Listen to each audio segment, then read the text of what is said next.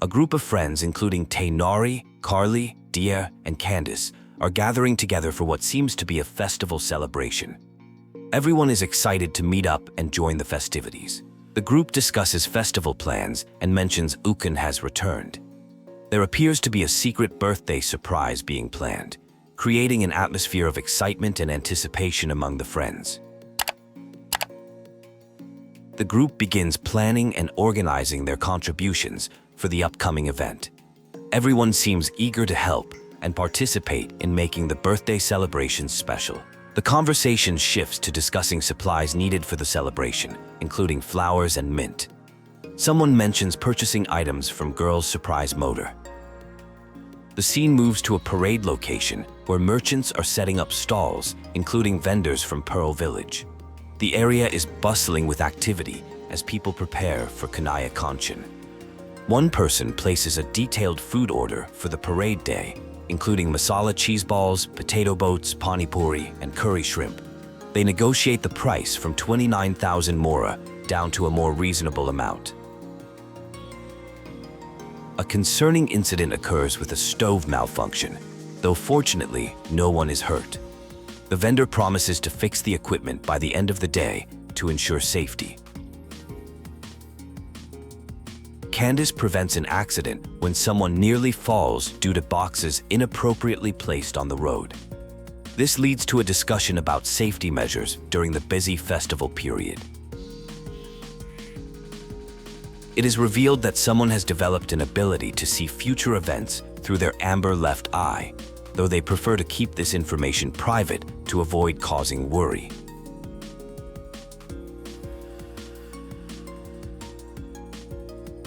The group discusses the connection between the prediction ability and some special gemstones. They decide to research the stone's origin without disturbing others during the busy vassal exploration preparation time. The scene shifts to an interaction with a merchant named Dolly, known for their information trading.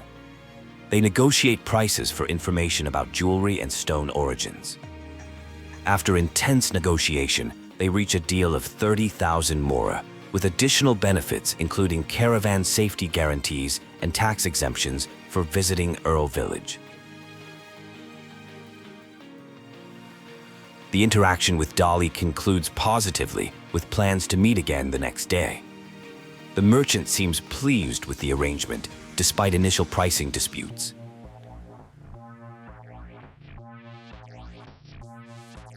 Trading activity was noted in the area since early morning.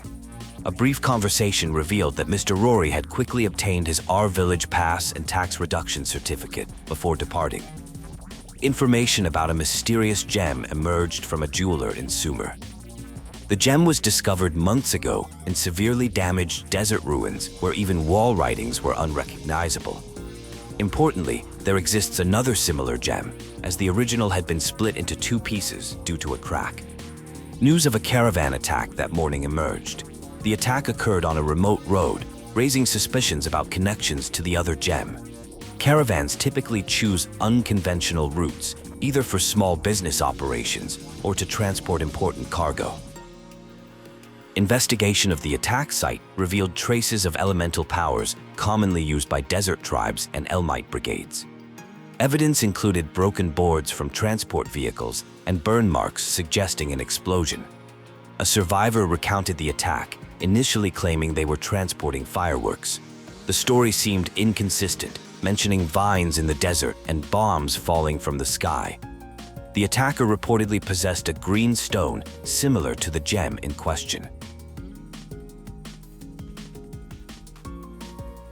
Analysis of the survivor's account suggested they were concealing the true nature of their cargo.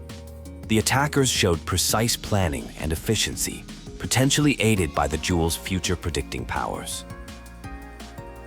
Sino joined the investigation, bringing additional perspective to the case.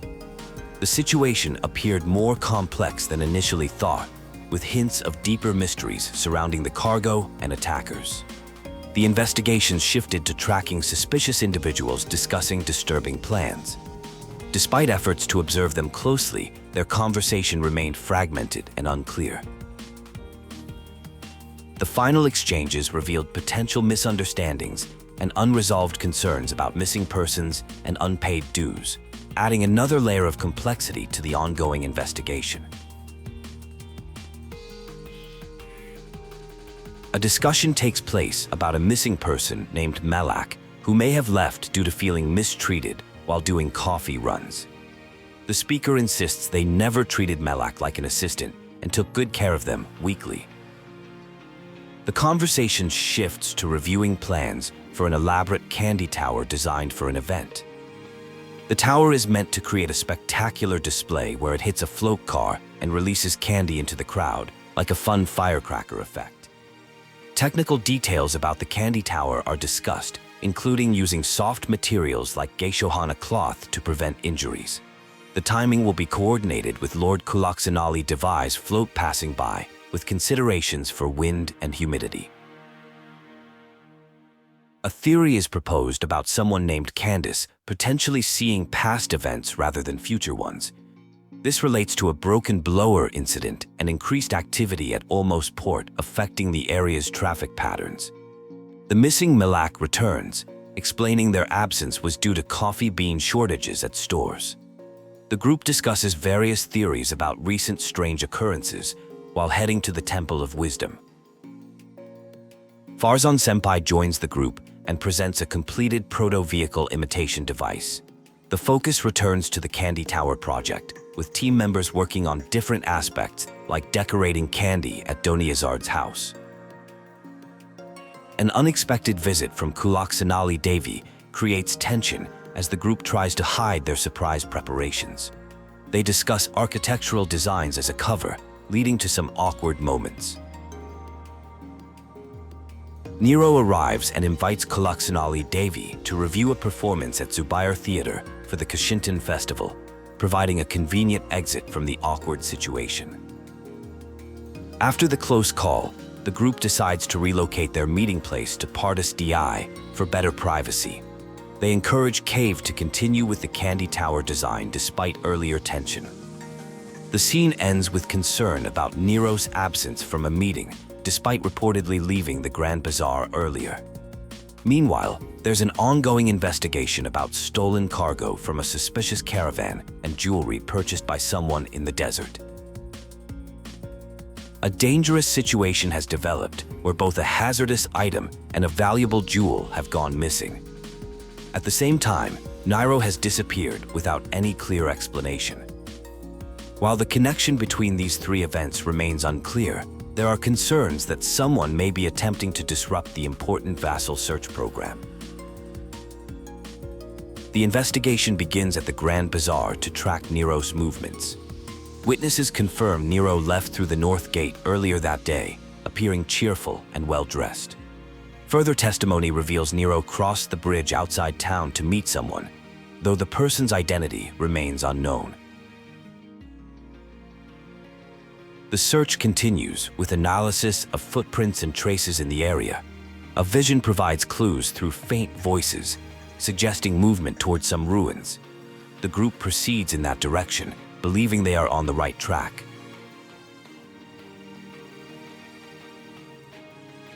Nero is finally located near some ruins, accompanied by an individual named Sorch Setos. The situation becomes clearer as they explain their presence. Setos, wearing a piece of Ujjat's eye jewelry, had encountered Nero earlier while dealing with some troublemakers in the desert.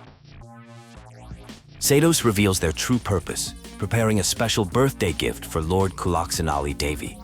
The plan involves performing an ancient vassals dance that has been passed down through generations. Nero was helping practice this dance in a quiet location as a surprise for the upcoming festival. The mystery of the Ujjat's eye is explained through an ancient legend. It was originally a gift from King Desheret Amar to Nahida of Kulaqsanali Devi, connected to the first vassal exploration. The jewel contains recorded visions from that historic time when three pillars came together in celebration.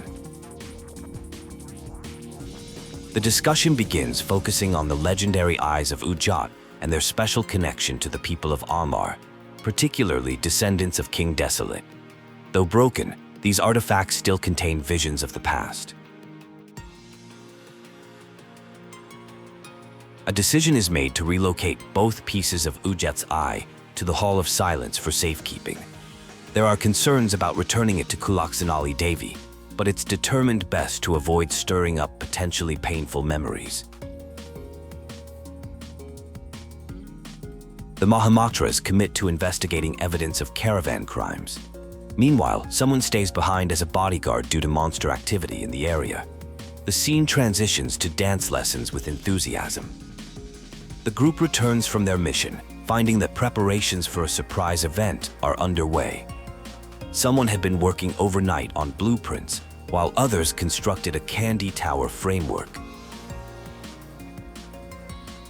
Plans for an upcoming parade are discussed, with representatives choosing a flower night. Candice is set to perform a dance accompaniment with Neelon, generating excitement among the group. The preparations for a special birthday celebration are secretly underway, with float cars and candy being prepared for the upcoming festivities. The celebration begins with Nahida as the center of attention. A spectacular display unfolds with flower carts, dancing, and candy bursting like fireworks in 7 colors. The birthday surprise is a huge success. The group celebrates with drinks, praising Caravan's architectural genius with the candy tower. Candice's musical performance receives recognition. Discussion returns to Ujjat's eyes, now viewed simply as historical artifacts. There is debate about their value and proper handling, with suggestions for research and authentication. The celebration continues as everyone enjoys themselves. Nahida declares it their most unforgettable birthday, leading to heartfelt conversations about cherished memories. The event concludes with everyone gathering for a group photo. Despite some playful confusion about positioning, the moment is captured with a timer, ending in a chorus of birthday congratulations.